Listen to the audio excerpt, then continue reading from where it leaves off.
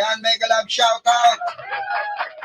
Nagbabalik muli ang inyong lingkod, Mirador Pico at your service. Lumalaganap po ngayon sa FB na si Bato raw ay hindi basta-basta pwede huliin, no? Kagaya ng ginawa raw kay Digongyo. Bakit daw? Dahil yaan ay labag na raw sa konstitusyon. Eto, tingnan nyo kung gaano kabobo mga didilis, mga kababayan.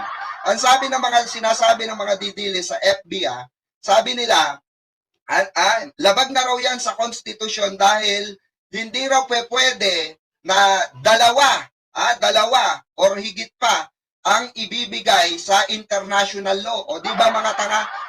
Nag-comment nga ako dun sa mga ganong klase ng mga vlogger, nandidilis. Sabi ko, asaan ilatag mo yung nagsasabing konstitusyon dyan? O, di ba? Dahil nga raw wala na daw tayo sa sa ICC. Kumbaga wala nang jurisdiction. Wala naman na talaga. Pero nung naisampa yung kaso, eto yung hindi nila maintindihan, magets. Di ba? Napakasimpleng arithmetic nito, mga kababayan. Isinampa yung kaso, may jurisdiction pa tayo. Tumakbo yung investigasyon, may jurisdiction pa tayo. Ngayon tinanggal, akala ni Digong, mawawala rin yung kaso niya, ang masama nun, na i-file. Hindi naman binasura ng ICC yung final na kaso, ni Senator Trillanes. Dahil bakit? Naglatag agad sila ng mga ebidensya at ng mga testigo na dinala sa ICC. Di ba mga tanga? Tapos pipilit nila na hindi na raw pwede dalhin si Bato at si Bongo dahil yan daw po ay hindi nasakop ng jurisdiction ng ICC sa Netherlands. Di ba mga syunga? Kayo mga kababayan, comment down below nga kung tama ba yung sinasabi ng mga DDS? Di ba? Wala na silang kawala sa ICC, mga kababayan pakinggan pa natin si Senator Trillanes para lubusan tayong makaintindi ng batas ng international law, okay? Okay. Pero yung pong warrant of arrest na binanggit ninyo para sa inyo ay galing sa domestic court. In this particular case, kung ICC yan, it's a foreign entity, meron po bang option ng Senado to say no? Wala tayong relasyon sa ICC and therefore hindi namin mai-implement yan.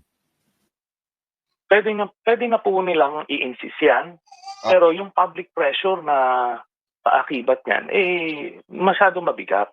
Kasi yung Senate, yan yung nag-approve, nag-concur dun sa Rome Statute noong 2011.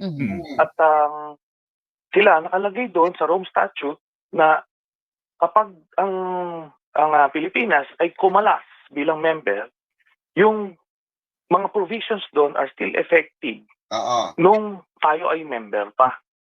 So lahat po itong krimen na ito ay ginawa nung member pa tayo. At yun yung, sorry, kakat lang natin sa Sentry.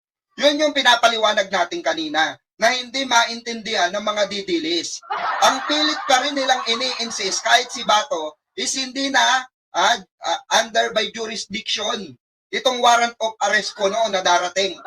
Di ba?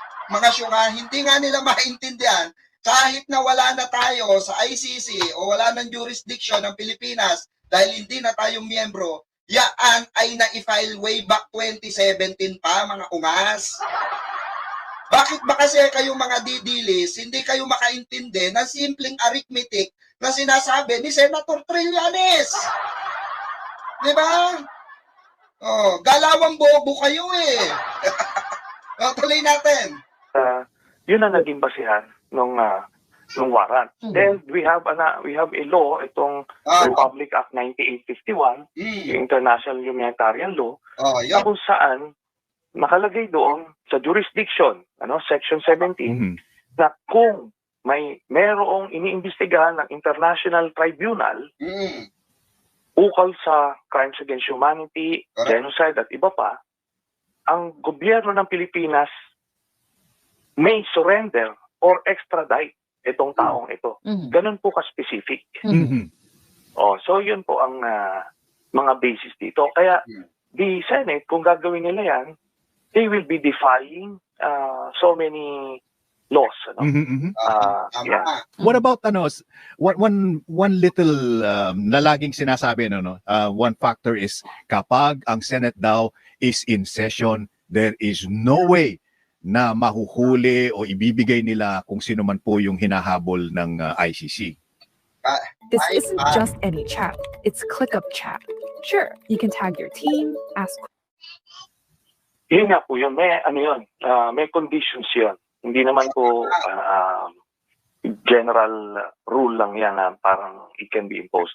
Yun nga, kasi imagine nyo kung may binaril yung isang senador tapos tumakbo siya doon, whether in session or not, hinahabol siya ng kapulisan, hot pursuit yun.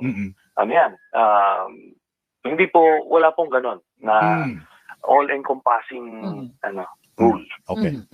Ako, I may curious question lang din, Senator, no? Kasi, yes, we're looking at the ICC na nililitis na ang kaso laban sa dating Pangulong Duterte. Pero ito ay sa dating Pangulong Duterte lamang. Hindi pa naman sila naglalabas ng any warrant of arrest para sa ilan pang mga personalidad.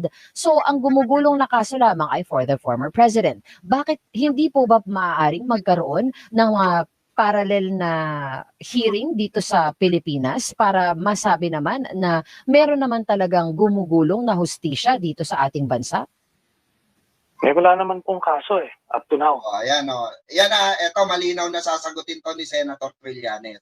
I'm sure sa 337 viewers, may mga didilis na naliligaw dito na nakikinig sa Bengador. Okay?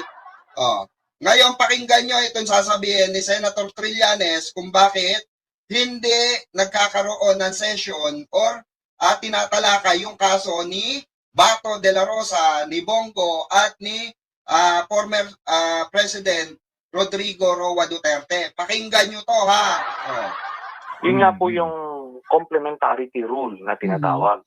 Na kailangan meron pong genuine and sincere investigation on itong mga crimes na ina-allege sa kanya dun sa ICC. Kaso simula nung 2016 hanggang ngayon, wala pong kaso. Ngayon hindi pwedeng pag tinanong, bakit hindi mo kasuhan? Ako po, hindi po ako party of interest. Anong ipa-file ko dito sa local courts?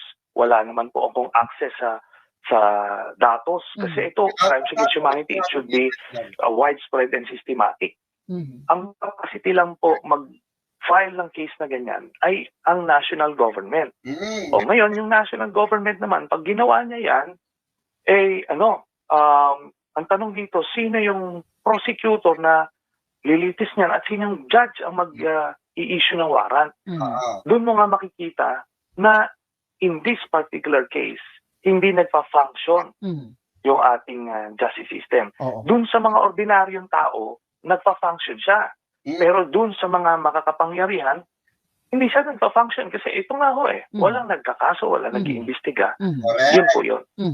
Kaya ganun ang malinaw na malinaw, mga kababayan ko, na ganun ang ginawang estratehiya ni Senator Sonny Trillanes para mapurso itong hustisya na inilaban ng mga nadamay at nabiktima ng extrajudicial killings o EJK victims, mga kababayan. Malinaw na malinaw po sa sinabi ni Senator Trillanes na hindi uusad yan. Kasi nga po, yaan ay isa sa mga makapangyarihan na sindikato dito sa bansa.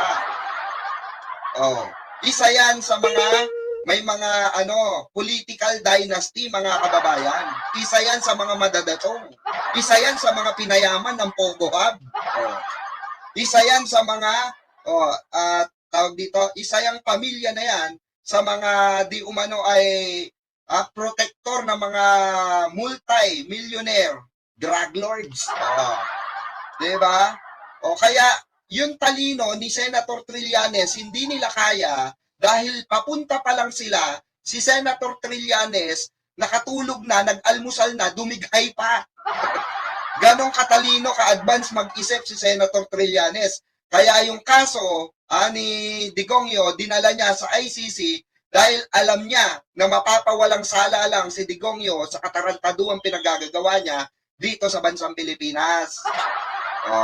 Naintindihan nyo na mga didilis. Iyak kasi na iyak ang mga didilis, mga kababayan, mga DD shits, na bakit daw ayaw litisin dito? Meron naman daw tayong sariling batas. Meron nga tayong sariling batas, no? Na alam naman natin na may mga sabuatan din na nangyayari. Na may mga nababayaran ding judge. Ubusin lang yung imagine niyo kung sa tingin nyo ba may maglalakas loob na judge na hahawak ng kaso ni Digong dito? Baka pag hinawakan nila yung kaso ni Digong, 'di ba? Nauna pang ma-release yung ihi nila. 'Di ba? Bago yung sintensya ni Digong. Ipapatay lang buong angkan nila, di takot na sila. Kasi for sure mga kababayan, 101% guaranteed na pag si Digong dito nilitis yan, walang hahawak na judge, maniwala kayo. Bakit po? Walang maglalakas loob. Dahil alam nila mauubos ang buong pamilya nila. Buong angkan nila, simula lolo hanggang kaapu-apuhan sa talampakan, uubusin ni Digong. Gangster, you know, we do that better than anybody. I bet you got it twisted, you don't know who to trust. So many player hating niggas trying to sound like us. Say they ready for the front, but I don't think they know it. Straight to the depths of hell is where those cowards going. Well, all you still down, nigga, holler when you see me. And let these devils be sorry for the day they finally free me. I got a caravan of niggas every time we ride. Hitting motherfuckers up when we pass by. Until I die, live the life of a boss player. Cause even when I'm high, fuck with me and get crossed later. The